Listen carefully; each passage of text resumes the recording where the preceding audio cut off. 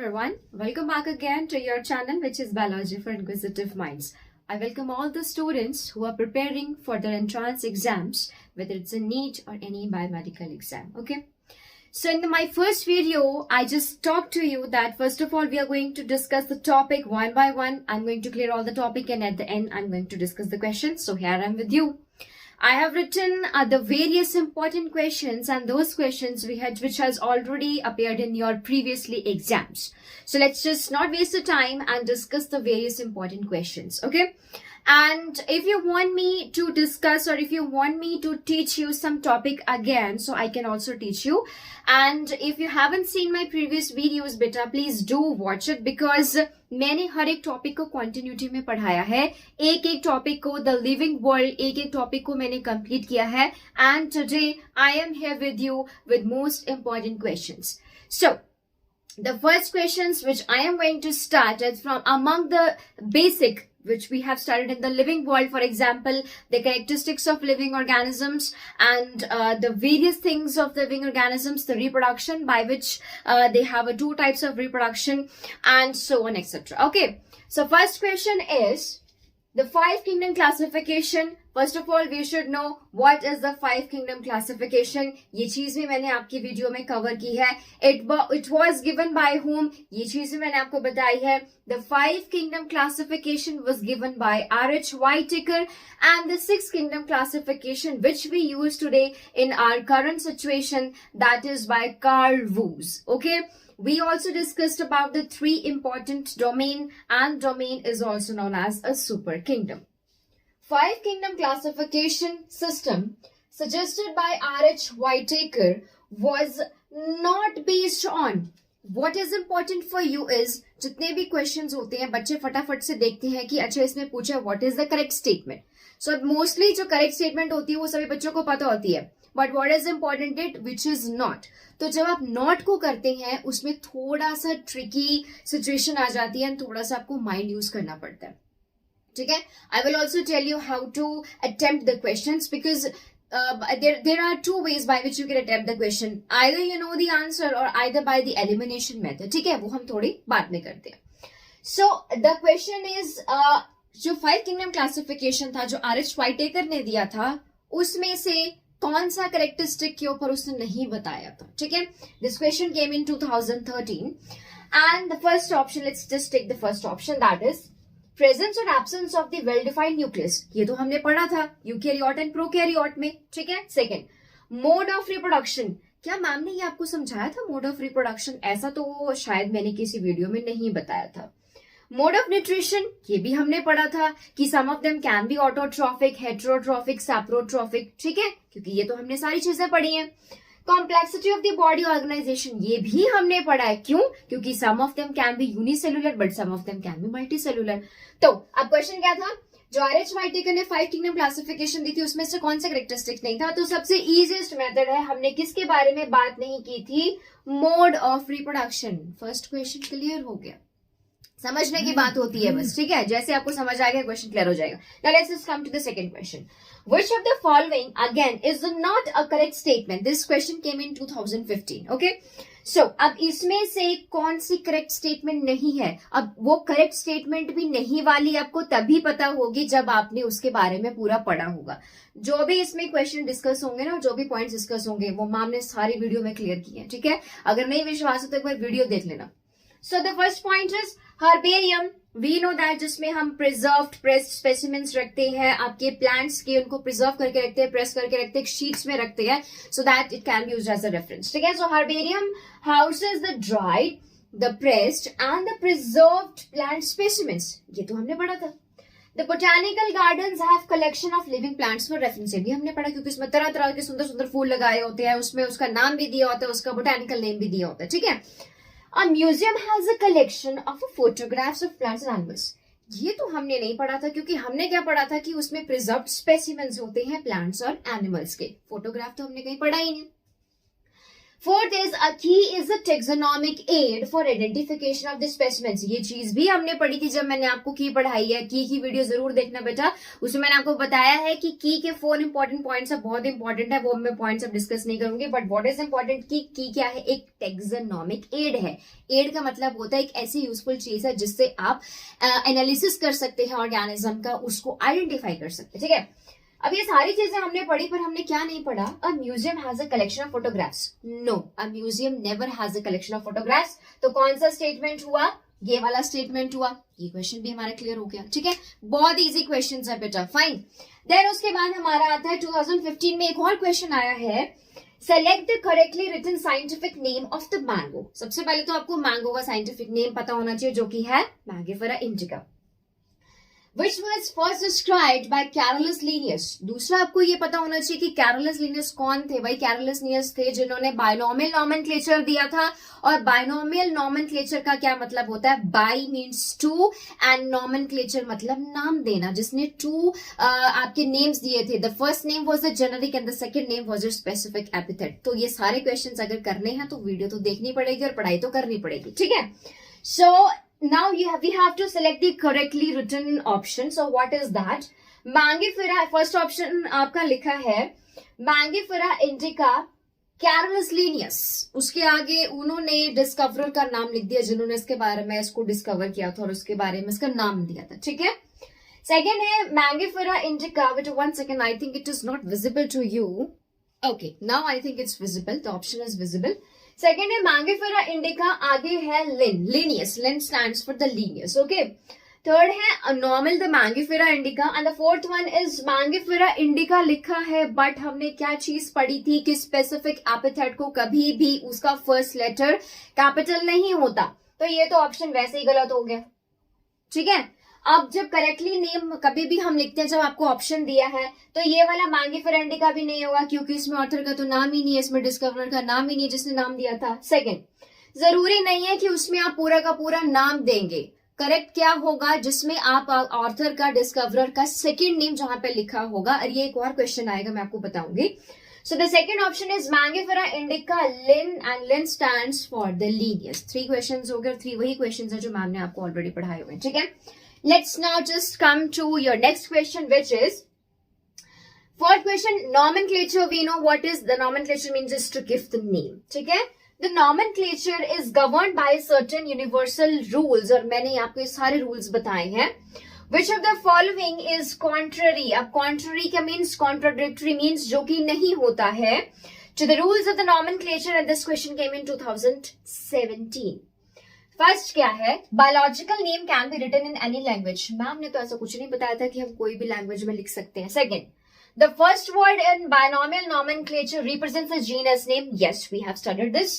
And the second name is specific epithet. Yes, we have studied this. And what is this specific epithet? That means it's the species. The name are written in the Latin and it should be italicized। ये चीज भी हमने पढ़ी, क्योंकि Latin is a language और हम इसे italicized करके लिखते हैं, इटैलिक्स में लिखते हैं। When written by the hand, जब हम उसे हाथ से लिखते हैं, जब हम जो आपके साइंटिफिक नेम को हैंड से लिखते हैं, the name should be underlined। yes, ये चीज भी हमने पढ़ी थी। अब इसमें से कौन सी कॉन्ट्राडिक्टरी स्टेटमेंट है बच्चों? That is the binomial names can be written in any language. No, किसी भी लैंग्वेज में आप इसको नहीं लिख सकते हो, तो इसका ऑप्शन ये आया।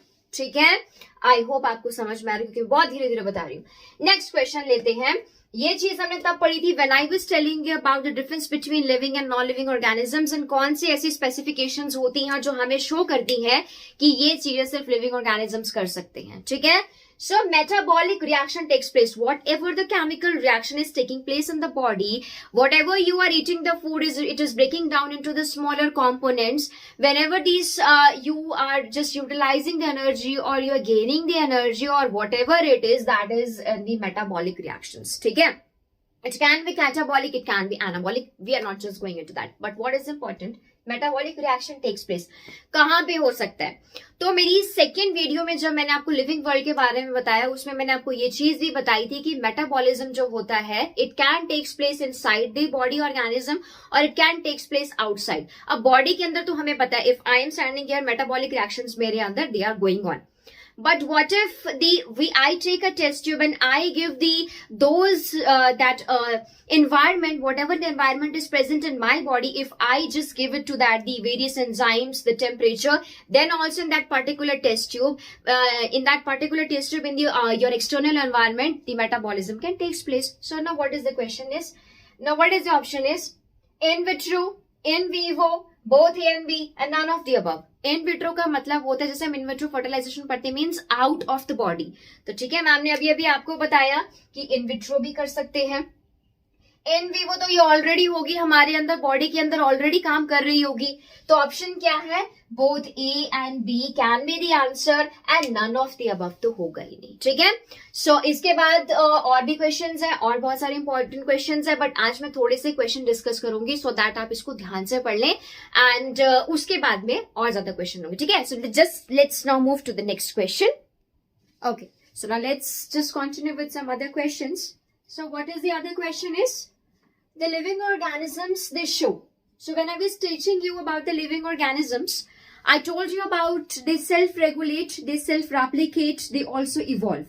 Now why do they self-replicate? Is because of the presence of the hereditary material which is called DNA. So the first option is living organisms show. आपको ये बताना है कि living organisms क्या show करते हैं. ये सारे के सारे questions living world से ही हैं. Self-replication and self-regulation. एक नॉन लिविंग मटेरियल कभी भी सेल्फ रेगुलेट और सेल्फ एप्लीकेशन नहीं करेगा.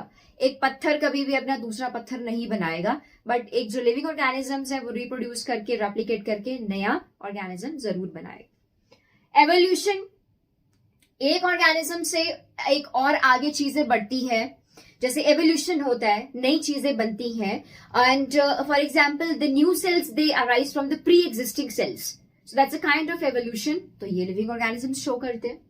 रिस्पॉन्स टू एक्सटर्नल स्टिमुलाई, अगर मैं आपको कोई एक्सटर्नल रिस्पॉन्स स्टिमुलाई दूंगी, my stimuli can be in the form of a motivation, की पढ़ो, पढ़ाई करो, वीडियोस देखो, क्वेश्चन आंसर्स करो, तो आप मुझे रिस्पॉन्स बैक करेंगे.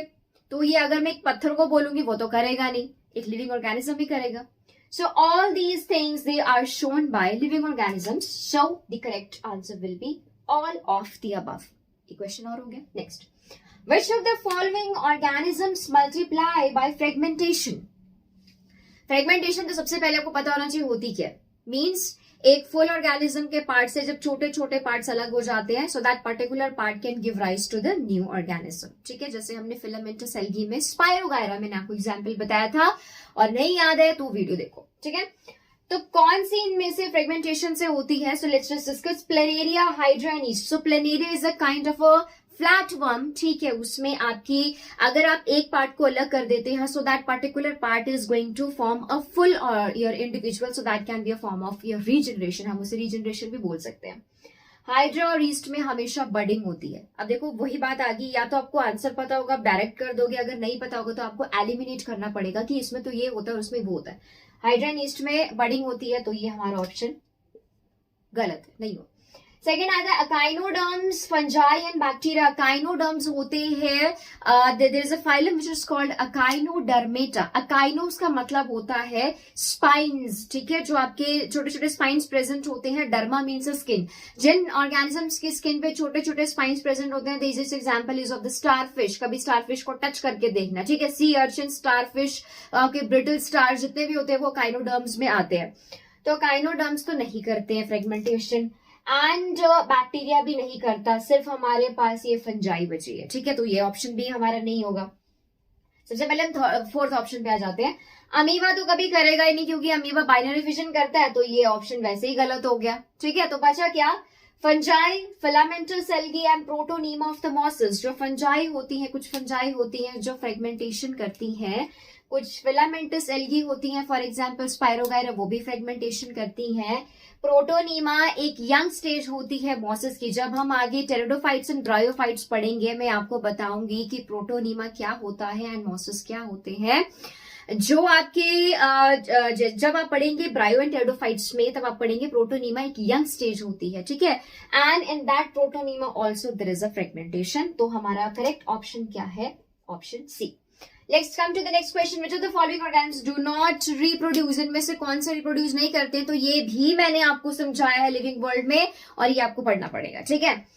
जो म्यूल होता है, mule is a combination of the horse and a donkey, तो वो स्टेराइल होता है, दैट नेवर रिप्रोड्यूस. तो फर्स्ट ऑप्शन गलत हो गया, ठीक है.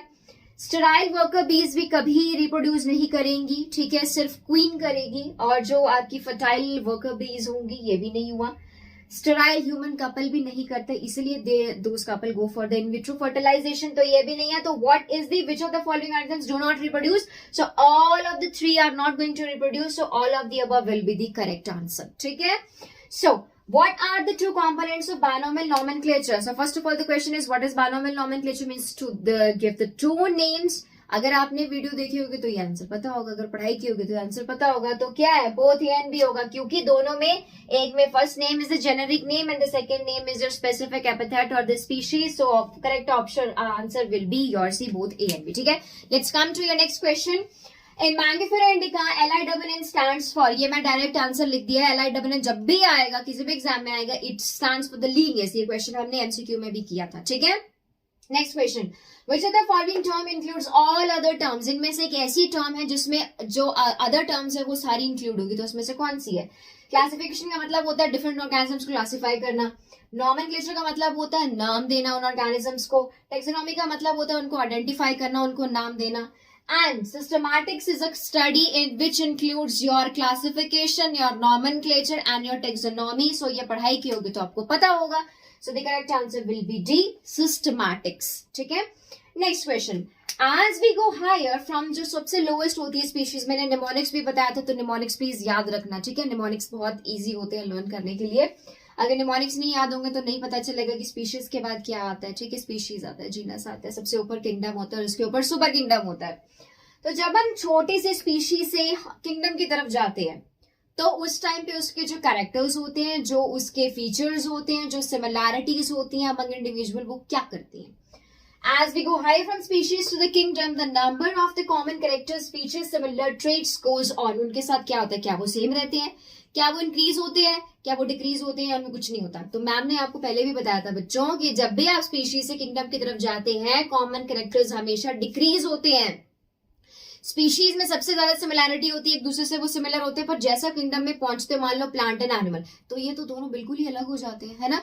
सो what will be the answer? The correct answer will be B, that is it decreases. ठीक है बच्चों, समझ में आ रही है. Then next question is taxon is used for. तो मैंने टेक्सॉन जब पढ़ाया था तब मैंने ये भी बताया था कि टेक्सॉन होता क्या है. It's the unit of classification. So क्या ये the rank of species and genus को शो करता है?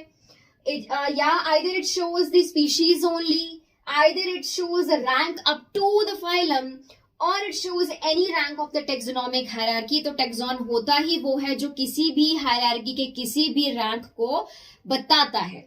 So what will be the correct answer? Any rank of the taxonomic hierarchy represents the taxon. ठीक है. I hope you have understand बच्चों. ये थोड़े से क्वेश्चंस है जिनको समझना, सीखना, प्रैक्टिस करना. इसके बाद में और क्वेश्चंस नेक्स्ट वीडियो में लेके आऊंगी. So till then stay tuned with me, do watch my video. इसको ध्यान से समझो, पढ़ो, just share it, just comment it and do subscribe my channel please. And क्योंकि मैं आप लोगों के लिए और ज्यादा वीडियोस लेके आऊंगी, और ज्यादा क्वेश्चंस लेके आऊंगी. So stay happy and just prepare well for your exams. Thank you so much and have a wonderful day ahead to all the students.